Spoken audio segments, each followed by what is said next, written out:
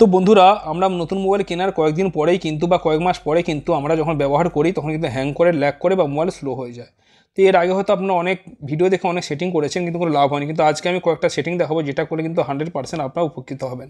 তার জন্য ভিডিওটা প্রথম থেকে শেষ পর্যন্ত দেখতে থাকুন। আর যদি ভালো লাগে তো লাইক, কমেন্ট, শেয়ার করুন এবং চ্যানেলটিকে সাবস্ক্রাইব করে রাখুন। তো বন্ধুরা, আমরা কিন্তু সেটিং অপশানে প্রথমে চলে যাব। সেটিং অপশানে যাওয়ার পরে এখানে যাওয়ার পরে আমরা অ্যাবাউট ফোন অপশান রয়েছে, এখানে ক্লিক করব। করার পর নিচে দিয়ে চলে আসবো, আসার পর সফটওয়্যার ইনফরমেশান রয়েছে, এখানে ক্লিক করব। করার পর বুল নাম্বার উপরে 7বার আঙুল দিয়ে ট্যাপ করবো, করলে কিন্তু ডেভেলপার অপশান অন হয়ে যাবে। এবার আমরা ব্যাকে চলে আসবো, আসার পর ডেভেলপার অপশানে ক্লিক করব। করার পর নিচে দিয়ে চলে আসবো, আসার পর এখানে রানিং সার্ভিস রয়েছে, এখানে ক্লিক করব। করলে কিন্তু আমাদের মোবাইলের ব্যাকগ্রাউন্ডে কোন কোন সার্ভিসগুলো রান করছে, যেটা আমরা মোবাইলকে স্লো করে দিচ্ছে বা হ্যাং করে দিচ্ছে বা ব্যাটারি ব্যাকআপকে কম করে দিচ্ছে, সেটা এখানে আপনি বুঝতে পারবেন। এর মধ্যে থেকে যে অ্যাপ্লিকেশানগুলো আপনার প্রয়োজন নেই বা যে সার্ভিসগুলো আপনার প্রয়োজন নেই, সেটাকে আপনি এখান থেকে স্টপ করে দিতে পারেন।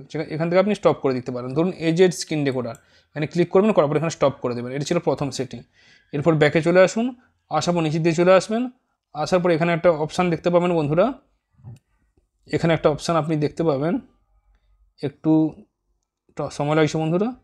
এখানে একটা অপশান দেখতে পাবেন, window animation scale, transition animation scale, animated duration scale. পত্রে কিন্তু আপনার মোবাইলে 1x হয়ে থাকবে, এগুলোকে পত্রে 0.5x করে নেবেন। প্রত্যেকটাকেও কিন্তু 0.5x করে নেবেন, ঠিক আছে? 0.5x করে নেবেন। তারপর নিচের দিকে চলে আসবেন, আসার পরে এখানে একটা অপশান দেখতে পাবেন,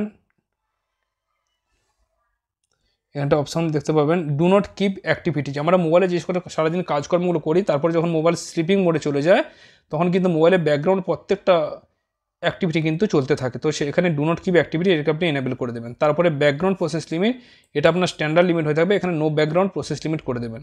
এটা করলে কী সুবিধা হবে, ধরুন আমরা এখন সেটিং অপশান রয়েছি, আমরা এখন হোম বাটনে ক্লিক করে ব্যাকে চলে এলাম। তো আমরা জানি কি, আমরা ব্যাকে চলে এসেছি, আমাদের ব্যাকগ্রাউন্ডে কিন্তু কোনো কিছু উইন্ডো রান করছে না। কিন্তু এখানে যখন ক্লিক করবেন, আপনি দেখতে পাবেন যে প্রত্যেকটা উইন্ডো কিন্তু আপনার ব্যাকগ্রাউন্ডে রান করছে, যেগুলো আপনি আগে দেখেছিলেন।